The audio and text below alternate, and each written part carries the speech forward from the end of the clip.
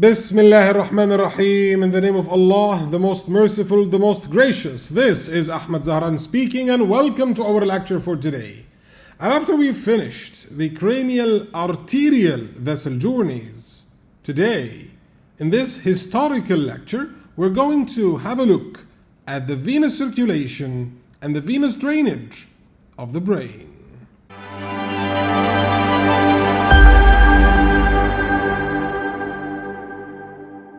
Just like any tissue in the body, the brain receives its nutrients via arterial blood coming from the heart through arteries, and it gives its waste products to veins that are going to pass it back to the heart. Today we're going to talk about the venous drainage of the brain, and it's a very complicated story, but we're going to try to make it simple as much as we can. But before we start the journey of the venous circulation, we should know two important information. The first thing you should know is that the veins or the venous circulation of the brain is divided into two parts. We have deep venous system that drains blood from the deep areas of the brain, and we have superficial venous system that receives blood from the superficial areas of the brain. And actually this superficial veins, some of them are directly related to the skull base, so we can give them a unique entity for themselves, that we have skull base veins, or veins that are related to the skull base. So we can say that we have three types of venous circulation of the brain. We have deep venous circulation, we have superficial venous circulation directly related to the brain, and we have veins that are related to the skull base. Okay, this is the first thing you should know about the venous circulation of the brain. What else? This is a very important information that you should know. That the venous blood in the cranial cavity can pass within two structures. One of them, you know very well, is a vein, like any vein in the body. We have cerebral veins, like any vein of the body, carrying venous blood. Okay, but also you can see venous blood in other structures that are related to the dura of the brain that we call the venous sinuses. The venous sinuses. Well, actually, the venous sinuses, they are composed of a split in the dura mater, forming a cavity inside. Within this cavity runs venous blood, and hence this is called the dural venous sinus. Okay, so now I know two information about the venous circulation of the brain. I know that they are divided into deep venous system, superficial venous system, and the skull base venous system, okay? And we know that the venous blood runs within veins or dural venous sinuses. Okay, how amazing is that? And now, let's start together and get to know the journey of the venous circulation of the brain. And let's start with the deep venous system. And it's here where everything begins. Our journey starts at the foramen of Monroe. You remember that? Yes, the foramen of Monroe is that foramen that connects the two lateral ventricles with the third ventricle. Yes, that's right. Here, at the margins of the foramen of Monroe, two small veins join together. As you know, when we're talking about arteries, the rule in the arteries is that blood comes from bigger arteries, and then these arteries will branch into smaller arteries, smaller and smaller, as the circulation goes forwards. But the case is the contrary when we are talking about the venous system. It starts with small venules or small veins that then join together, forming bigger veins until you reach the most bigger veins that are going to reach the heart. Okay, let's get back to the cerebral venous circulation. So everything started where? Started at the margin of the foramen of Monroe when two small veins united together. What are these veins? We have the anterior septal vein. The anterior septal vein. It seems to bring blood from the septum pellucidum. Well, yes, that's right. This anterior septal vein unites with another vein that's called the thalamostriate vein. The thalamostriate vein.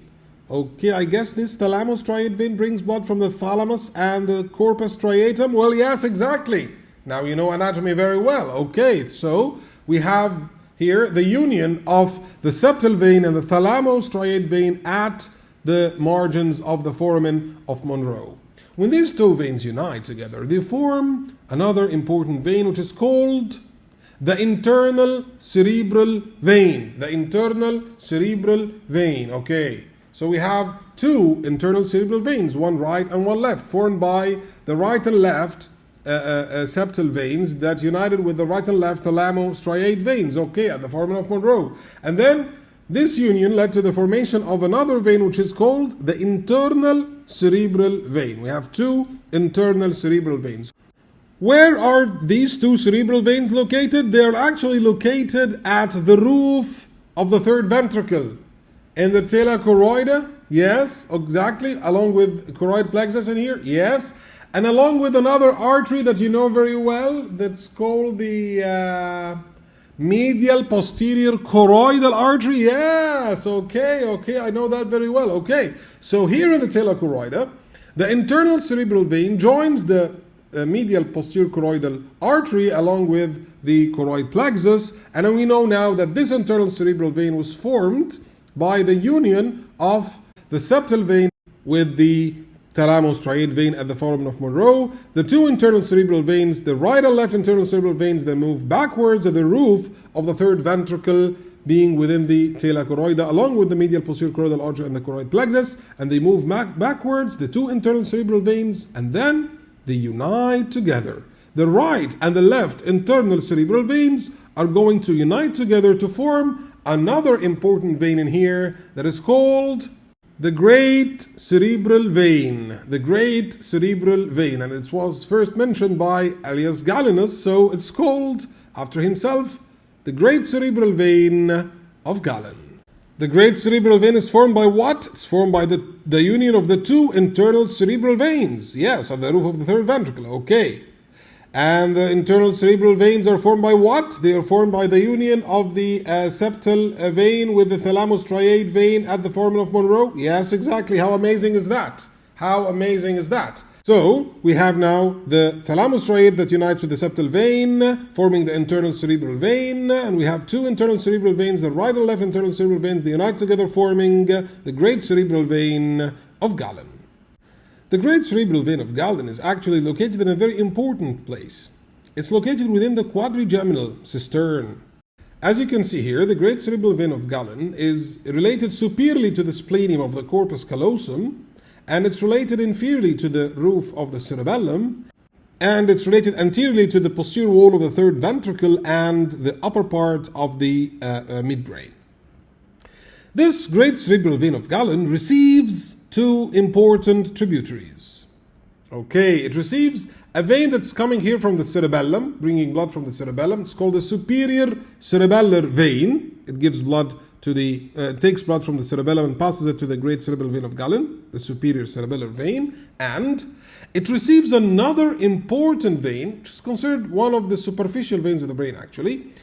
It's called the basal vein. The basal vein. It brings blood from the basal or the inferior surface of the brain. It's called the basal vein. Okay. This basal vein here was first mentioned by Frederick Rosenthal. So it's named after him, the basal vein of Rosenthal. Okay. This basal vein has an important story. Very nice story. It's formed anteriorly here by the union of two veins. The anterior cerebral vein and the deep middle cerebral vein. This reminds me of the internal carotid artery, which once divided into the anterior and middle cerebral arteries. Yes, sir, but this is another story. Please don't mix arteries with veins. Okay, we're talking about veins now. So we know now that the anterior cerebral vein united with the deep middle cerebral vein forming the basal vein of Rosenthal. Why did I say deep middle cerebral, not just middle cerebral? This means that there is a superficial middle cerebral. We're going to talk about it later. So now we know now that the basal vein of Rosenthal is formed by the union of the anterior cerebral vein with the deep middle cerebral vein, forming the basal vein of Rosenthal. The basal vein of Rosenthal wants to reach the great cerebral vein of Galen, which is back there behind the midbrain, behind the posterior wall of the third ventricle. So it has to curve around the midbrain. Okay, so it moves backwards, curving around the midbrain to reach the posterior aspect of the midbrain and give its blood into the great cerebral vein of Galen. I have to stop here. Let's remind ourselves with the structures that curve around the midbrain. We have 4 structures, 2 nervous structures and 2 vascular structures. The 2 nervous structures are the optic tract and the trochlear nerve. The 2 vascular structures are the posterior cerebral artery and the basal vein of Rosenthal, which was formed anteriorly here by the union of the anterior cerebral vein with the deep middle cerebral vein. Then it moves backwards and curves around the midbrain to pass its blood into the great cerebral vein of Galen. Okay, how amazing is that? How amazing is that? I think we need a quick revision. We've finished the deep circulation now. We finished the deep circulation. We need a quick revision. So we know that everything started here at the foramen of Monroe with the union of the septal vein and the thalamostriate vein to form the internal cerebral vein, which passes in the roof of the third ventricle and the tela choroidea. We have 2 internal cerebral veins, right and left, and they both move backwards in the roof of the third ventricle. Then they unite together to form the great cerebral vein of Galen. And we know now that the great cerebral vein of Galen receives 2 tributaries, the superior cerebellar vein and the basal vein of Rosenthal, which is formed anteriorly by the union of the anterior cerebral vein and the deep middle cerebral vein. And then the basal vein of Rosenthal moves backwards and curves around the midbrain to give its blood into the great cerebral vein of Galen. And this is the story of the deep venous circulation. Okay. How amazing is that? Let's continue. Now we're going to talk about the superficial venous system of the brain. If you look at the brain surface in here, you can find that there are small veins on the surface of the brain. We can divide them into superior cerebral veins that bring blood from the upper part of the brain, superior cerebral veins, and some inferior cerebral veins. All these veins are superficial, passing on the calcine gyri of the brain, and they take blood from the superficial aspect of the brain. And then they're going to pass this blood into bigger veins that are present on the surface of the brain. And one of the most important superficial veins in here is called the superior sagittal sinus. Wait a minute. You did not say superior sagittal vein. No. It's called the superior sagittal sinus. It's a sinus, my friend. It's not a vein. It's a dural venous sinus that's present up here in the upper surface, related to the upper surface of the brain, just in the interhemispheric fissure between the 2 cerebral hemispheres. Here there is a dural venous sinus that's called the superior sagittal sinus. Okay, and it receives blood from the superior cerebral veins that bring blood from the upper part of the lateral surface of the brain. They pass this blood into the superior sagittal sinus. Well, actually, the medial surface of the brain actually have some veins as well that pass this blood into another venous sinus that is present in a dural fold between the 2 cerebral hemispheres. Here it's called the falx cerebri, the dural fold between the 2 cerebral hemispheres. We have a venous sinus at the free margin of the falx cerebri here. It's called the inferior sagittal sinus. The inferior sagittal sinus. So now I know 2 superficial venous sinuses. The superior sagittal sinus up here at the interhemispheric fissure from above, and the inferior sagittal sinus, which runs in the free margin of the falx cerebri between the 2 cerebral hemispheres. And both of these sinuses, they receive superficial blood from the superior cerebral veins, whether lateral surface or the medial surface of the brain. Okay. The inferior sagittal sinus moves backwards within the dural fold, within the falx cerebri, till it unites with the great cerebral vein of Galen here at the base of the falx cerebri. forming another dural sinus that is called the straight sinus. This straight sinus is actually located in a dural fold that's called the tentorium cerebelli. This tentorium cerebelli actually separates the cerebrum above from the cerebellum below, and within this tentorium cerebelli, the inferior sagittal sinus unites with the great cerebral vein of Galen to form a sinus that runs backwards and straight backwards within the tentorium cerebelli, which is called the straight sinus. Okay, so I guess the superficial and the deep venous circulation are uniting together now. Okay, they are uniting together as the inferior sagittal sinus is actually uniting with the great cerebral vein of Galen to form here the straight sinus that runs straight backwards within the tentorium cerebelli. How amazing is that? And I know that this great cerebral vein of Galen was formed by the union of the two internal cerebral veins. And it receives two tributaries, the basal vein of Rosenthal and the superior cerebellar vein, the thalamostriate vein and the septal vein. Okay, how amazing is that? Everything is united together now. And we can say now that all the deep venous blood that came from the great cerebral vein of Galen actually united with the venous blood that's coming from the inferior sagittal sinus to form another sinus that runs backwards and straight within the tentorium cerebelli that is called the straight sinus. Okay, let's continue. Well, actually, the straight sinus, as it moves backwards in the tentorium cerebelli, it unites with another big sinus that we've mentioned recently here. It unites with the superior sagittal sinus at the posterior aspect of the tentorium cerebelli, forming the confluence of sinuses. It's the point of union of many sinuses together. Here, it's formed by the union of the straight sinus with the superior sagittal sinus, forming the confluence of sinuses that sometimes we call it the torcula of Herophilus. You know, Herophilus is a very ancient anatomist. He's a Greek anatomist, but he actually lived in Alexandria here in Egypt, so we can call him an Egyptian anatomist. No, it's a Greek anatomist, Herophilus. And Herophilus mentioned this confluence of sinuses, so it's called the torcula of Herophilus, which is formed by the union of the straight sinus with the superior sagittal sinus.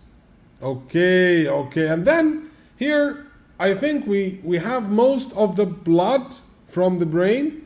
We have blood from the deep circulation that came from the great cerebral vein of Galen. And we have blood from the superficial veins through the superior and the inferior sagittal sinuses. And we know that the inferior sagittal sinus unites with the great cerebral vein of Galen, forming the straight sinus in the tentorium cerebelli. And then we know that this straight sinus unites with the superior sagittal sinus at the torcula of Herophilus. From the torcula of Herophilus, all the blood is going to pass in a transverse fashion in the posterior aspect of the tentorium cerebelli, in another sinus that's called the transverse sinus. Another dural venous sinus here is called the transverse sinus that takes the blood, this venous blood, laterally, as you can see here, the transverse sinus.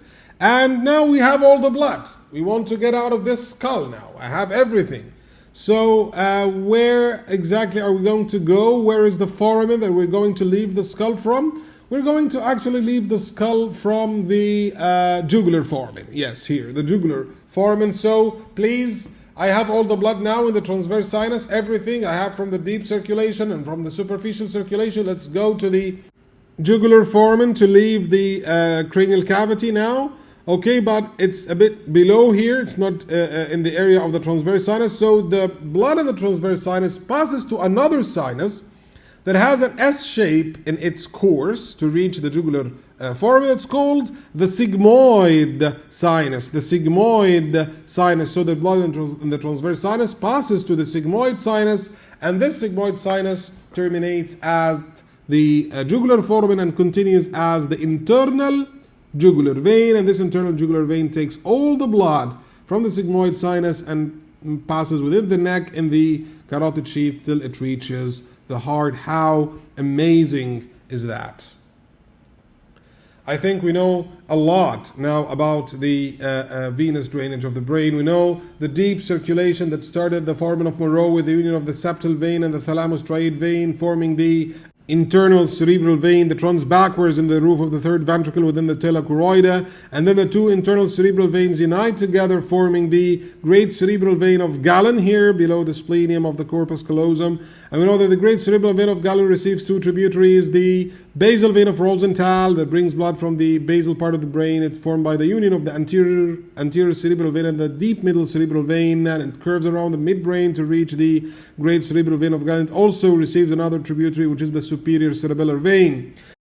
And then we know that the great cerebral vein of Galen then unites with the inferior sagittal sinus to form the straight sinus within the tentorium cerebelli, and this straight sinus then unites with the superior sagittal sinus at the torcula of Herophilus and passes the blood transversely in the transverse sinus, right and left transverse sinuses, which pass the blood to the sigmoid sinus, and this sigmoid sinus takes the blood outside the skull through the jugular foramen as the internal jugular vein.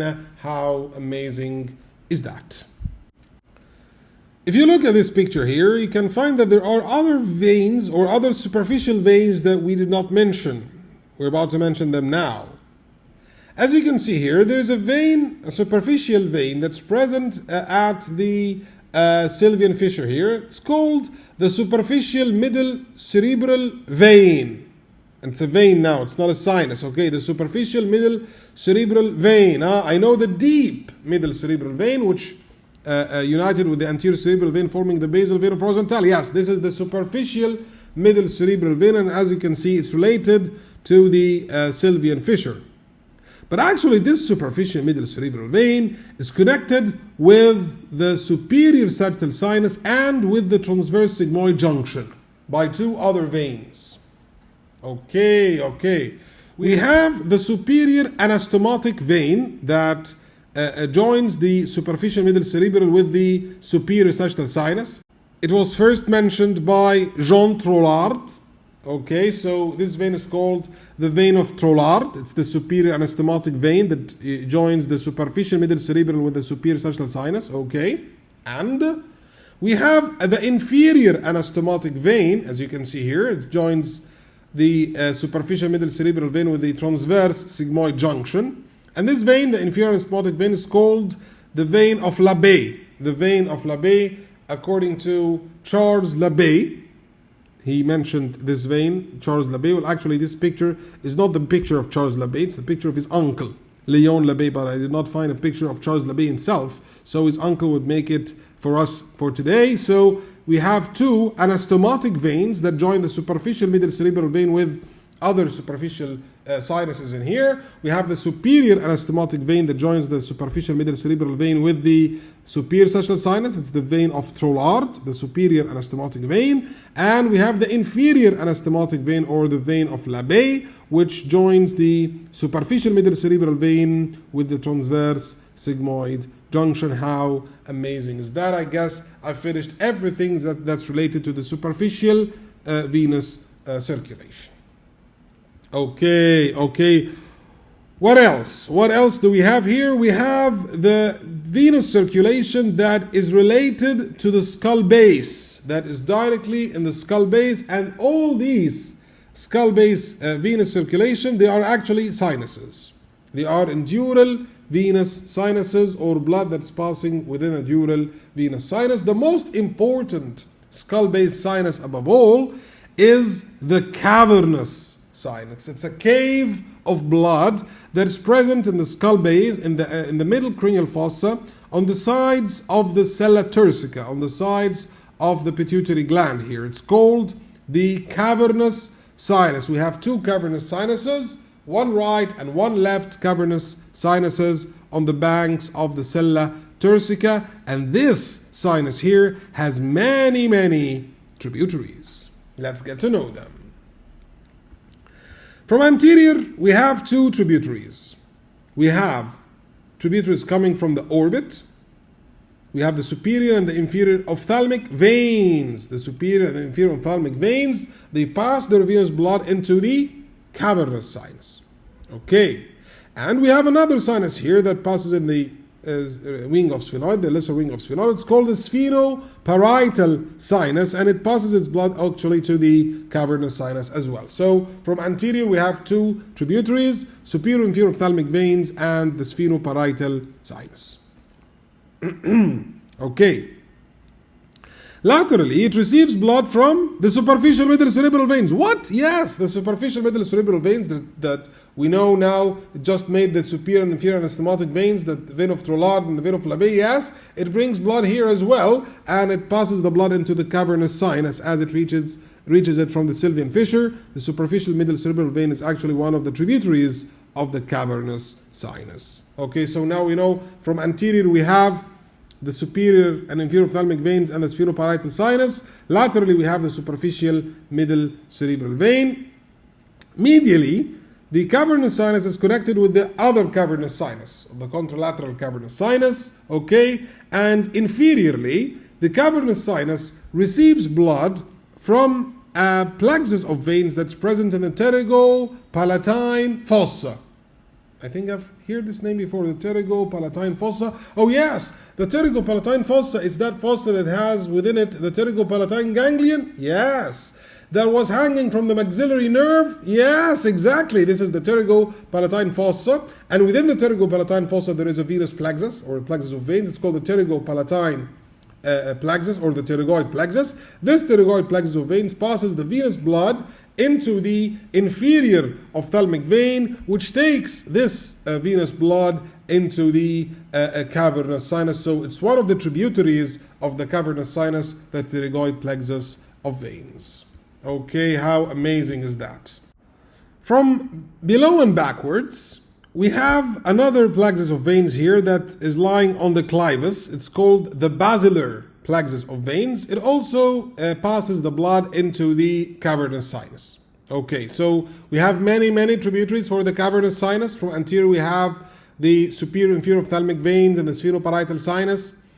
We have laterally the superficial middle cerebral vein. We have medially the cavernous sinus on the other side. We have inferiorly the pterygoid plexus of veins. We have also the basilar venous plexus that passes the blood also to the cavernous sinus. And finally, all the blood that has joined in the cavernous sinus will pass backwards in two important sinuses. These sinuses run at the margins of the petrous bone. They're called the petrosal sinuses. We have the superior and the inferior petrosal sinuses. The superior petrosal sinus passes the blood to the transverse sinus, or the transverse sigmoid junction, while the inferior petrosal sinus gives the blood to the sigmoid sinus, or sometimes it gives the blood to the internal jugular vein itself outside the skull cavity. How amazing is that? So this is the cavernous sinus, this important skull-based sinus here that is formed by many tributaries. It joins all these tributaries, takes blood from all these tributaries, and then passes the blood through the superior and the inferior petrosal sinuses. The superior petrosal sinus takes the blood to the transverse sigmoid junction, while the inferior petrosal sinus gives the blood to the sigmoid sinus or to the internal jugular vein outside of the skull cavity. Now, I guess we know everything about the venous circulation of the brain. We know the deep venous circulation that started at the foramen of Monroe with the septal vein and the thalamus striate vein. They united together forming the internal cerebral vein at the roof of the third ventricle. We have two internal cerebral veins that united together forming the great cerebral vein of Galen. This great cerebral vein of Galen received two tributaries, the basal vein of Rosenthal, which is formed by the union of the anterior and deep middle cerebral veins, and it curved around the midbrain to reach the great cerebral vein of Galen. It also receives the superior cerebellar vein.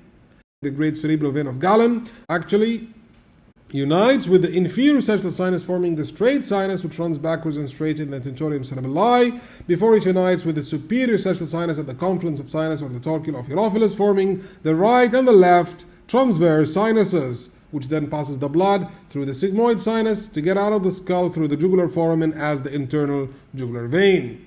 We also know everything about the superficial middle cerebral vein and how it's connected to the superior sagittal sinus by the superior anastomotic vein, or the vein of Trollard, and through the inferior anastomotic vein it unites with the sigmoid transverse junction, or the transverse sigmoid junction, by the vein of Labé. And we also know that we have important skull base veins. Collectively, they are united at the cavernous sinus, which receives many tributaries. From anterior, it receives the superior and inferior ophthalmic veins and the sphenoparietal sinus. From lateral, it receives the superficial medial cerebral vein. Medially, it's connected to the contralateral cavernous sinus. Inferiorly, it's related to the pterygoid plexus of veins. And inferiorly, it also receives blood from the basilar venous plexus before it passes all these blood through the superior and the inferior petrosal sinuses. The superior petrosal sinus joins the cavernous sinus with this transverse sigmoid junction, while the inferior petrosal sinus passes the blood to the sigmoid sinus, or even outside the skull, passes the blood into the internal jugular vein. How amazing is that? Today was a very important and historical lecture about the venous drainage of the brain. I hope you do understand it very well. We finished the cranial vessel journeys. Such an amazing series of lectures about the journeys of the cranial vessels, whether arteries or veins. I hope you do understand them very well. In the next lecture, inshallah, we're going to start a new series. We're going to talk about the anatomy of the skull. Okay, and we're going to start with the anatomy of the meninges of the brain before we pass through the anatomy of the skull, and I hope you join us. Don't forget to subscribe to our channel and become a member of Neuroanatomy in English playlist. See you next lecture. This is Ahmad Zahran.